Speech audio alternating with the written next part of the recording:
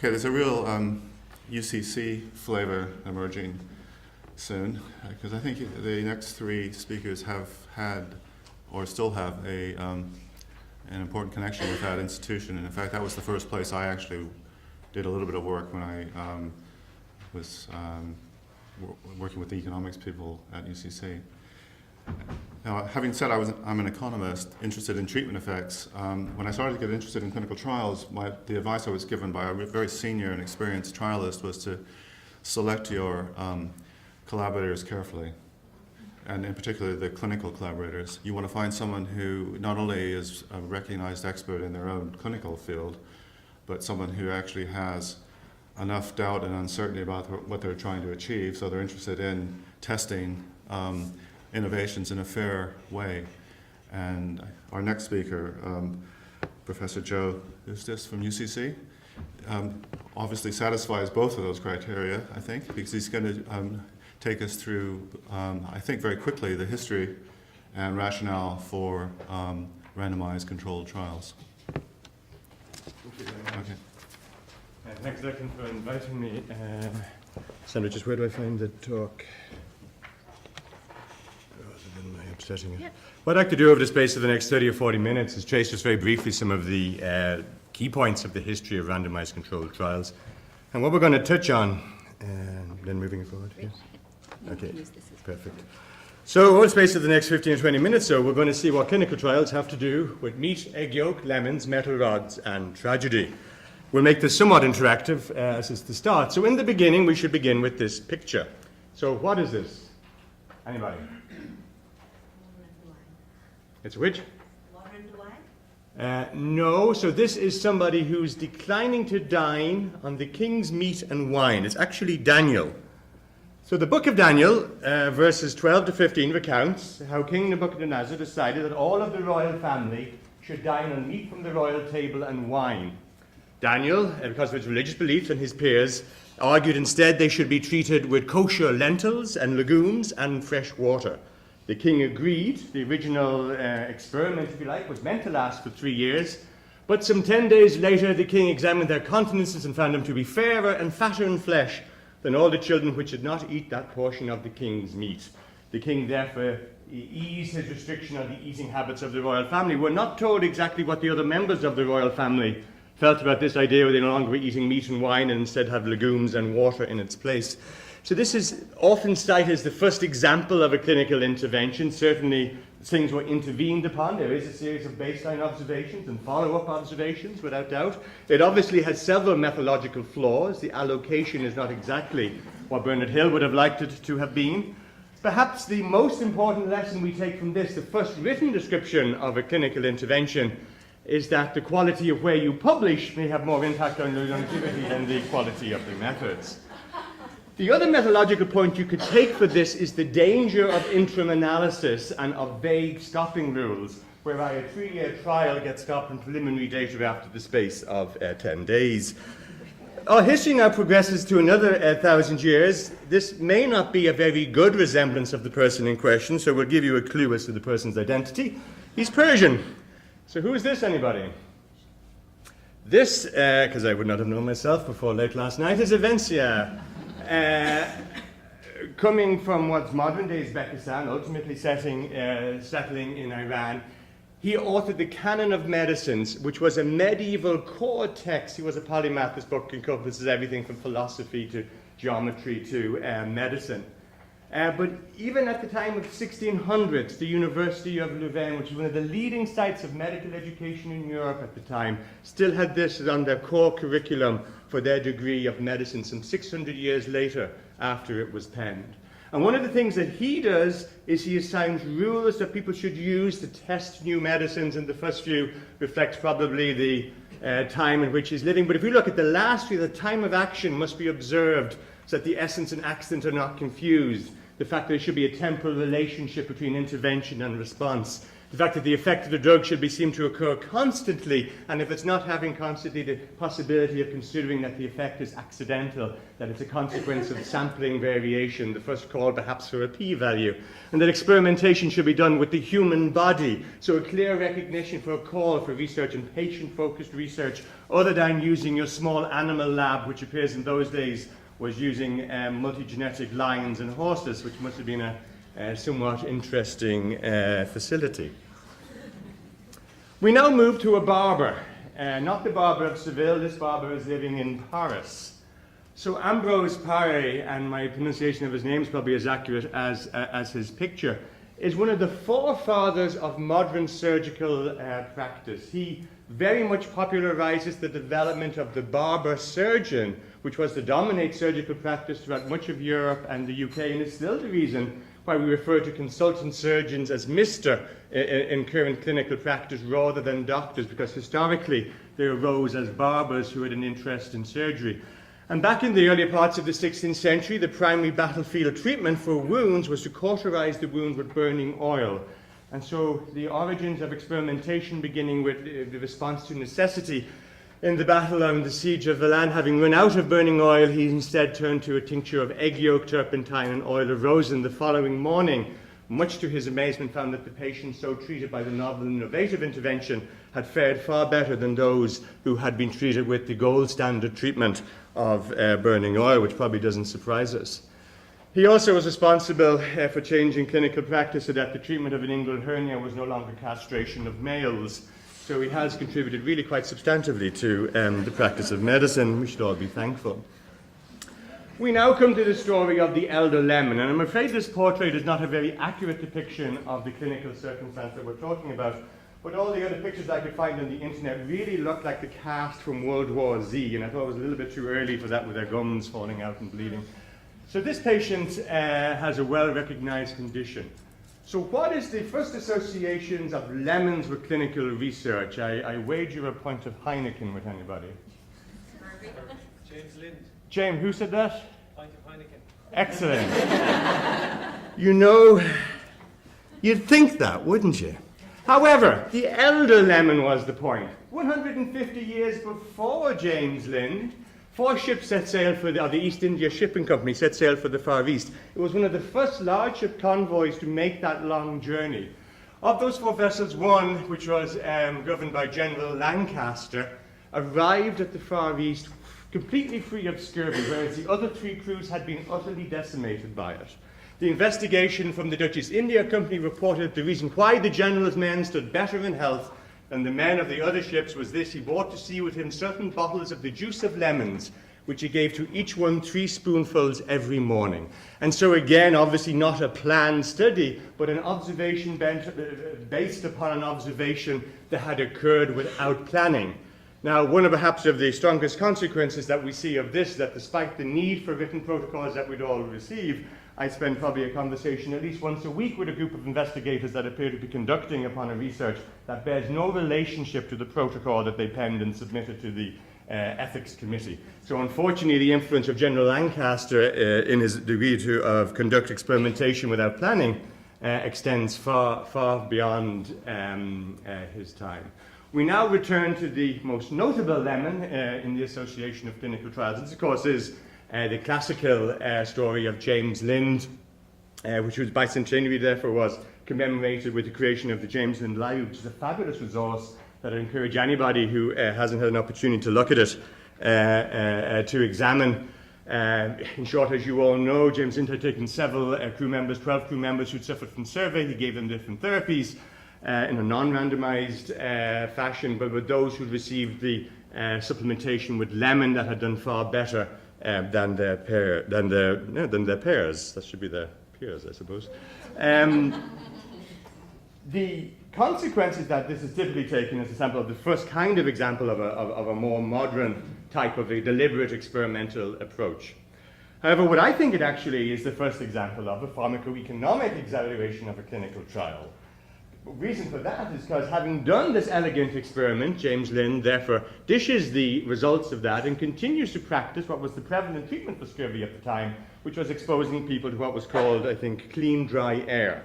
Now, clean, dry air has several advantages over lemons. One, it's free, and B, it's impossible to disprove its beneficial effects, as there was no way of excluding air from people at the time. So as a consequence of this, despite eliciting the benefits of lemons, lemons and citrus fruit juice as a treatment for scurvy does not get accepted by the military board in the UK for another 50 years. And the primary reason that limited that was the expense of lemons and providing lemons to crews and ships. So this is actually an example of a pharmacoeconomic analysis that prevents the implementation of what is an efficacious intervention. And more than anything else, it resonates with modern practice with a clear demonstration that the demonstration of efficacy in no way ensures that that improvement is going to get taken up in clinical practice, and the need for implementation research to accompany our investigations if we really to our impact to public health without a delay of 50 years. Now, the first use of a placebo intervention that we find recorded in clinical trials, at least to the best of my knowledge, if we move up to the late 18th century, we found that clinical fashions had moved to the progression of metal rods, which were kind of waved in a generic fashion above sick patients and obviously had tremendous beneficial effects for those people. Haygarth in, I'm not sure, I assume England, decided that this probably was as ridiculous as it appeared, and therefore developed five identical wooden rods, which obviously you wouldn't expect to have any beneficial effects. And he used them on a series of 5 patients and found identical beneficial effects for the wooden with the metallic rods. Following on from that later on, Gull and Sutton, in a study of patients with rheumatic diseases, exposed them to what they clearly took to be non-efficacious intervention of rose water, and clearly then demonstrated that a substantial proportion of the patients improved in response to the rose water, and particularly pointed out that for those diseases whose natural history tended to spontaneously improve, the absolute critical importance of having a control group, presumably those with a placebo intervention, in order to compare the active comparator, and in the absence of that, we were only to subject ourselves to the results of crackery. Now, the allocation and randomization within clinical trials, one of the first demonstrations of that is, again, the latter part of the 19th century, in a study by Fibiger in diphtheria. But following on from that, and all he had done in that circumstance was alternate days. So whoever came in on one day got the control therapy, whoever came in on the next day got the active therapy. Obviously, this fails in one of the key tenets of treatment allocation, and that is not being able to predict the likely allocation for the next person who was screened or enrolled in the study.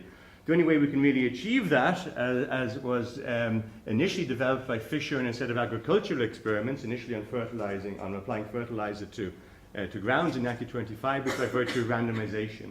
And the first pragmatic example of randomization takes place in 1931 by Ambrose and McMahon, where they used a coin flip in order again to see who received, again in that, some streptomycin in the treatment of tuberculosis.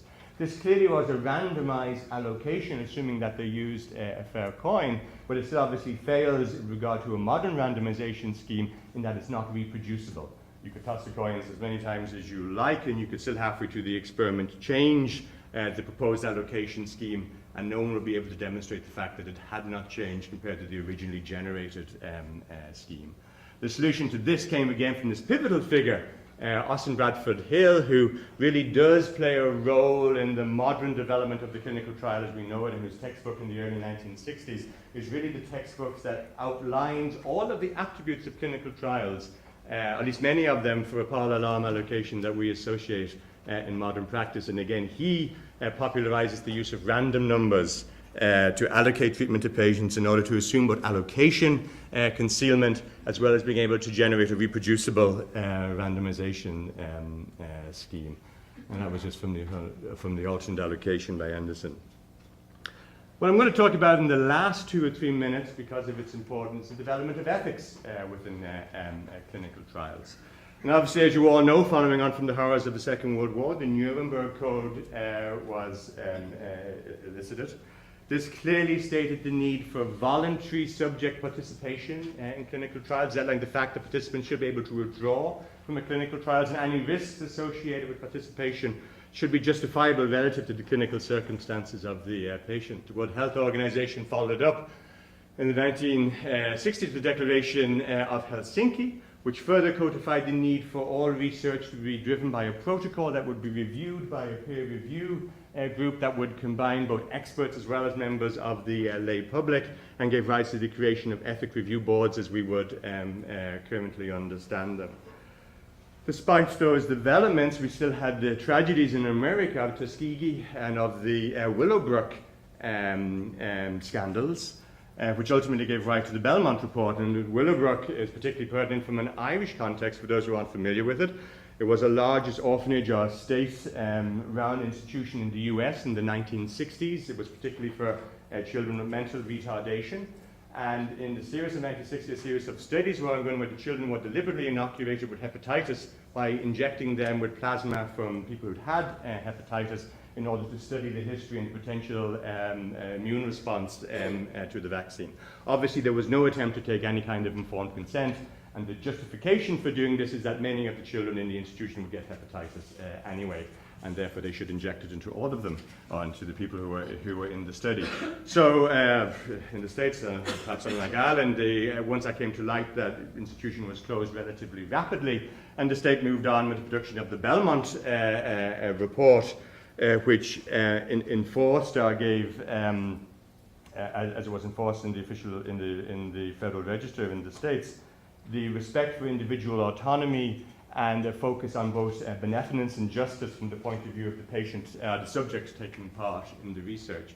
So by the early 1970s, we really have the ethical constructs which still exist today to ensure the appropriate conduct of research. Like any system, this process is only as good as the rigor in which that system is enforced and the degree in which there is redundancy and layers of protection to assume that human nature doesn't give rise to errors that will prevent the effective running of that system. And time and again, it has been demonstrated that that potential for the system to fail in the absence of appropriate vigilance will take place. One of the most spectacular examples of this was 2001 in Johns Hopkins University, where a protocol to examine bronchospasm on the induction of airways reactivity by inhaling hexametonium in perfectly healthy research subjects was approved. The first subject developed a severe cough that lasted for several days, but subsequently resolved. The second patient was on a second subject, healthy subject, had no ill effects from it, and the third subject once again developed that cough, but rapidly developed ARDS, ended up in an ITU. This was a perfectly healthy 24-year-old girl who actually worked in the allergy lab where the investigators were based, and unfortunately ultimately died.